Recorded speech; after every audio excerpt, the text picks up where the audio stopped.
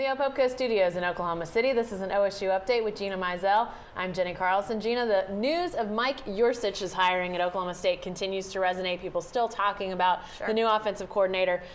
Is there reason to believe that a guy can make a jump from Shippensburg, a Division II school, to Oklahoma State in the offensive coordinator job and be successful? Is there evidence out there that this could actually work? I mean, I think so. I mean, when this hire first happened, it was kind of like, whoa, that's interesting, getting a Division II guy to come make the big leap to Oklahoma State. But certainly it's something that's been done before. I think Chip Kelly's obviously the most common comparison that's been made. He came from New Hampshire to Oregon, again, installed this spread offense that's a little different than Oklahoma State's, but still a high-powered, fast-paced attack. A couple years later, he's the head coach. 4 BCS bowl games later, he's now the head coach of the Philadelphia Eagles. So he's a guy. Brian Kelly spent 17 years in Division II before getting to Central Michigan, and then that obviously propelled him to Cincinnati and then the Notre Dame job. And there have been several others. You can even look at someone like Jim Harbaugh, who went from San Diego, the University of San Diego, to Stanford, and everyone thought that was a big jump from an FCS school to a Pac-12 school, and look what he's doing now. So certainly doesn't mean this is going to work,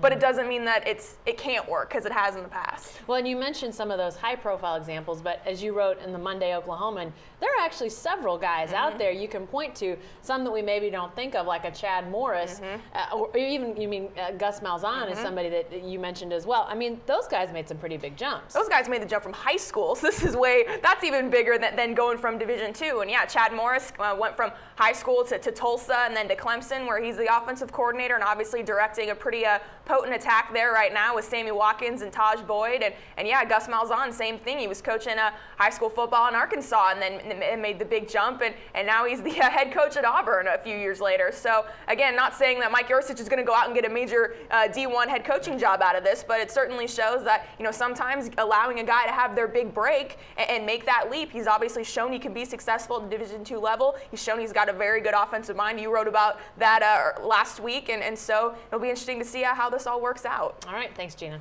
Be sure to stay with the best coverage team anywhere at newsok.com and every day in the Oklahoman.